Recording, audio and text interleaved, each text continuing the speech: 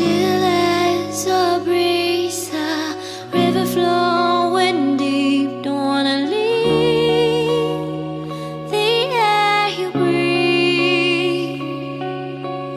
Living mirrors dreams when I think of you and me. Don't wanna leave the world you see, and I will hold you down if love is still alive.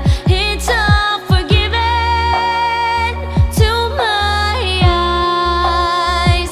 The tide has turned around. Just listen to the sound. Two hearts beating, beating time. Hey yeah, hey yeah, hey yeah, hey yeah, hey yeah. It's all forgiven to my eyes. Hey yeah, hey yeah, hey yeah, hey yeah, hey yeah. It's all forgiven. You and your wicked ways. You and your wicked ways.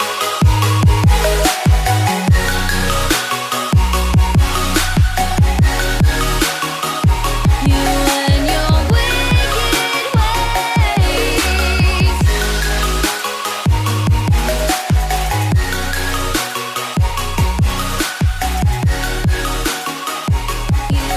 your wicked ways. Center of your touch, I can never feel so much. Don't wanna leave us in between. 'Cause when you lock me in, I'm in for life. Don't care, it's a cruel paradise. Britain's warrior culture. History. Britain's history of stoicism and defiant action in the face of overwhelming odds have endured into the modern world of British warrior culture. Warrior cultures are often associated with swords, uniforms, and battlefields, yet they are just as much about ideas. They are built from stories, symbols, and examples that teach a society what courage looks like. In Britain, the warrior tradition is not defined by a single class of fighters or a single military code. Instead, it has emerged over centuries through a collection of national myths, historical memories, and admired personalities. Again and again, the same qualities appear: determination, self-control, endurance, duty, and a refusal to give in when circumstances seem hopeless. Long before Nelson, Wellington, Churchill, or Princess Anne, Britain possessed an older warrior tradition, one rooted in the tribal societies of Iron Age Britain. At its center stands the figure of Boudica, Queen of the Iceni, whose revolt against Roman rule in AD 60 to 61 remains one of the most powerful stories of resistance in British history. The uprising began with humiliation, injustice, and violence. After the death of Boudica's husband, King Prasutagus, the Romans ignored agreements that were meant to protect the Iceni kingdom. Roman officials seized property, confiscated wealth, and moved to absorb the territory directly into the empire. According to Roman historians, Boudica was publicly flogged, and her daughters were assaulted. The Romans intended these punishments to demonstrate their power. Instead, they ignited one of the most dangerous rebellions Rome would ever face. Across eastern Britain, tribes united behind Boudica. Warriors flocked to her banner. Roman writers described her as a tall, commanding woman with long reddish hair, standing before her warriors and calling them to vengeance and freedom. Whether every detail is accurate or colored by Roman imagination, the image has endured. A warrior queen leading a nation to war. The warriors who followed her fought very differently from Roman legionaries. Roman soldiers relied upon discipline, formations, armor, and training. Celtic warriors often sought something more terrifying. Ancient writers described many Celtic warriors entering a state known as berserker, or battle frenzy, a condition of intense rage, courage, and aggression, and maybe also herbal drunks or drinks. Whether understood as religious ecstasy, psychological conditioning, or cultural expectation, it transformed warriors into frightening opponents. They charged with war cries, clashing weapons against shields, blowing horns and trumpets, and attempting to overwhelm enemies through speed, ferocity, and shock. Some warriors painted their bodies or decorated themselves with blue symbols intended to intimidate opponents. Courage was publicly displayed. A warrior's reputation depended not merely upon victory, but upon visible bravery in battle. Individual heroism mattered alongside collective action. Roman observers often viewed these warriors with a mixture of fear, admiration, and contempt.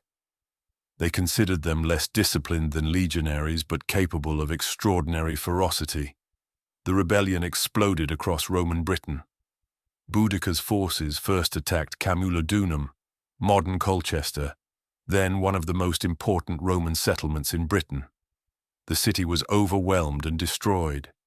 Survivors fled into the Temple of Claudius, where they were besieged before being killed. Rome's response was swift. The 9th Legion, Legio Naephon Hispana, marched to relieve the city under Quintus Petilius Cerialis. What happened next became one of the great mysteries of Roman Britain. Boudicca's army intercepted the legion and destroyed much of its force.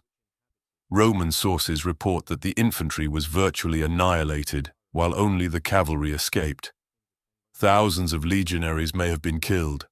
The defeat was one of the worst suffered by Roman arms in Britain. The later fate of the 9th Legion remains uncertain.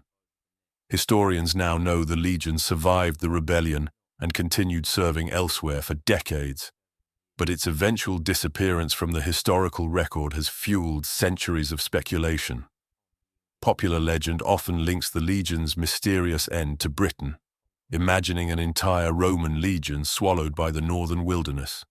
Whether true or not, the association has become part of Britain's warrior mythology. After destroying Camulodunum, Boudicca's forces advanced on Londinium, modern London. Roman governor Gaius Suetonius Paulinus judged the city impossible to defend and ordered its evacuation. Those who remained behind faced catastrophe. Boudicca's warriors entered the city and burned it to the ground. Archaeologists still uncover evidence of the destruction layer left by the fire. The rebellion then swept onward to Verulamium, modern St. Albans. This city too was destroyed. Across the province, settlements burned and Roman authority appeared to be collapsing. Ancient sources claimed that perhaps 70,000 or even 80,000 Romans and Roman supporters died during the revolt. The exact figures remain debated, but there is little doubt that the scale of destruction shocked the Roman world. For a brief moment, it seemed possible that Rome might lose Britain entirely. Yet the Roman system possessed strengths of its own. Governor Suetonius gathered a smaller but highly disciplined army, composed primarily of legionaries. Somewhere along a Roman road at a location still unknown, the final battle took place. Boudicca's army may have numbered tens of thousands. The Romans were heavily outnumbered. Yet discipline, training, armor, and battlefield tactics ultimately prevailed. The Roman legionaries absorbed the Celtic assault, advanced in formation, and inflicted devastating casualties. The rebellion collapsed. Boudicca herself disappeared from history shortly afterwards. Some accounts claim she took poison rather than be captured. Others suggest illness carried her away. Militarily, Rome won. Yet Boudicca achieved something that transcended victory or defeat. She became a symbol of resistance against oppression, a warrior who refused to submit even when facing the most powerful empire in the known world. Her story occupies a unique place in British warrior culture because it predates the nation itself. Nelson fought for Britain. Wellington fought for Britain. Churchill spoke for Britain. Boudicca fought before Britain existed, yet later generations embraced her as one of the earliest embodiments of a recurring ideal: defiance in the face of overwhelming power. The cities she burned eventually rose again. The Roman Empire itself would fall centuries later. But the image endured: a warrior queen standing before her people, calling them to resist, while behind her rose the smoke of burning Roman cities. It remains one of the oldest and most enduring expressions of the British warrior tradition. The belief that there are moments when submission is unacceptable, regardless of the odds.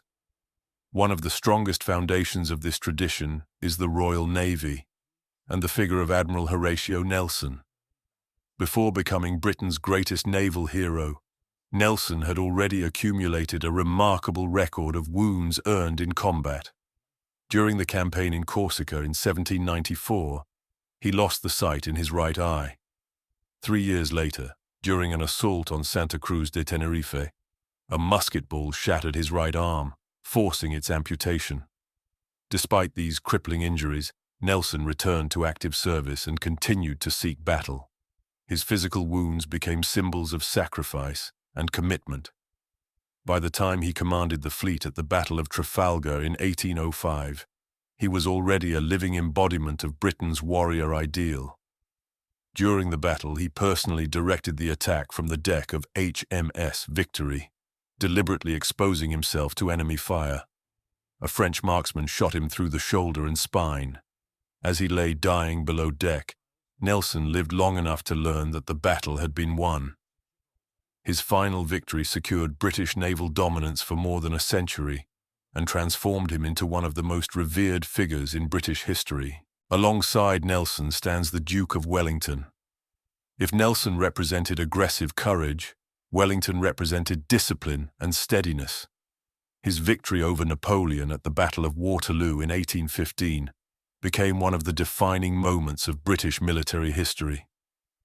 Wellington's reputation rested not on dramatic heroics, but on calm professionalism, careful planning, and the ability to hold firm under immense pressure. Throughout the battle, British infantry endured repeated attacks by cavalry, artillery, and infantry. Wellington later described the battle as a damned close-run thing. His success reinforced a belief that victory often belongs not to the strongest force, but to those who can endure the longest. These values appeared again in one of the most famous actions of the Victorian era, the defense of Rorke's Drift during the Anglo-Zulu War of 1879. Fewer than 150 British soldiers defended a small mission station against an attacking Zulu force, estimated at between 3,000 and 4,000 warriors. Throughout the afternoon, evening, and night, the defenders fought from barricades made of mealie bags and biscuit boxes. The station's hospital became the scene of desperate hand-to-hand fighting, as soldiers smashed holes through walls to evacuate wounded men from room to room, while Zulu warriors broke in behind them. 17 defenders were killed, but the garrison survived.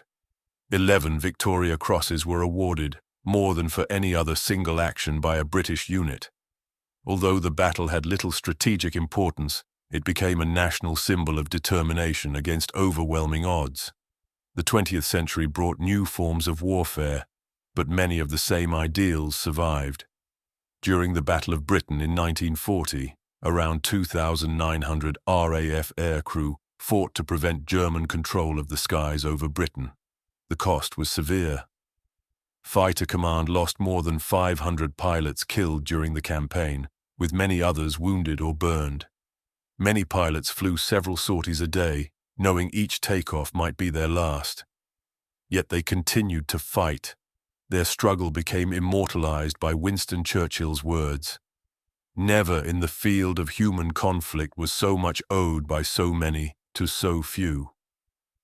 The Battle of Britain reinforced the belief that a small number of determined individuals could alter the course of history. Less celebrated but equally significant were the crews of RAF Bomber Command. Between 1939 and 1945, approximately 125,000 aircrew served in Bomber Command. More than 55,000 were killed, representing a casualty rate of roughly 44%. Thousands more were wounded, captured, or suffered severe psychological trauma. Night after night, crews flew into heavily defended enemy airspace through darkness, flak, searchlights, and attacks by German night fighters. Many crews knew that the statistical chances of surviving a full operational tour were frighteningly low. Nevertheless, they continued to fly. Their experience added another dimension to British warrior culture: endurance in the face of almost certain danger. No figure shaped the language of British resilience more than Winston Churchill. During the darkest days of the Second World War, Churchill's speeches transformed military resistance into a national creed. In June 1940, he declared, "We shall fight on the beaches. We shall fight on the landing grounds. We shall fight in the fields and in the streets. We shall fight in the hills. We shall never surrender." Later, he described the coming struggle as Britain's finest hour. His speeches repeatedly framed the war as a test of national character, rather than merely a military contest. Courage, sacrifice, endurance, and resistance became not only military virtues, but national obligations. Churchill helped define a warrior ideal that extended beyond soldiers and sailors to encompass an entire society. This tradition did not disappear with the end of empire or the conclusion of the world wars. Elements of it continue to appear in modern Britain, often in unexpected places. One of the most striking examples occurred on the evening of March 20th, 1974. Princess Anne was only 23 years old when her chauffeur-driven limousine was forced to stop in central London by a white Ford Escort driven by a man named Ian Ball. Ball was armed with 2 handguns and had planned to kidnap the princess for a ransom reportedly worth millions of pounds. What followed was a chaotic and frightening confrontation. Ball jumped from his vehicle and approached the royal car. When Inspector James Beaton, Anne's personal protection officer, stepped out to confront him, Ball shot him several times. The chauffeur, Alex Callender, was also shot while attempting to intervene. A passing police constable, Michael Hills, rushed to help and was shot. Journalist Brian McConnell, who happened to be nearby and attempted to assist, was likewise wounded. Inside the car were Princess Anne and her husband, Captain Mark Phillips. Ball repeatedly demanded that Anne get out of the vehicle and accompany him. At one point, he opened the car door and attempted to physically drag her from the limousine. Phillips reportedly pulled her back while Ball continued to threaten them with his weapon. Around them lay wounded men who had tried to protect her. Despite the escalating violence, Anne remained remarkably composed. Ball insisted she leave the vehicle. Anne refused. The exchange reportedly became an argument rather than a surrender. Her most famous reply, remembered by generations of Britons, was, "Not bloody likely." The attack was eventually stopped when members of the public intervened. Most notable was former heavyweight boxer Ronnie Russell, who struck Ball and disrupted the kidnapping attempt. Other civilians also assisted before police finally overwhelmed and arrested the gunman. Considering the number of people shot and the close proximity of the attacker to the princess, many historians regard the incident as one of the most serious threats ever faced by a member of the modern royal family. The story entered British popular memory not because Anne fought the attacker physically, but because her behavior reflected qualities long admired within British warrior culture. She was unarmed. She was not a soldier. Yet under extreme pressure, while armed men lay wounded around her and a gunman attempted to abduct her, she refused to comply. Taken together, these stories reveal something important about British warrior culture. It is not centered solely on military success or battlefield glory. Instead, it celebrates a particular response to adversity. Nelson returning to duty after losing an eye and an arm. Wellington holding firm under pressure. The defenders of Rorke's Drift resisting overwhelming odds. Fighter pilots defending the nation despite heavy losses. Bomber crews repeatedly facing almost certain danger. Churchill urging resistance in Britain's darkest hour, and Princess Anne refusing her kidnapper's demands all embody variations of the same ideal. The weapons, uniforms, and historical circumstances may change, but the underlying message remains remarkably consistent. Courage is measured not by the absence of fear, but by the determination to continue despite it.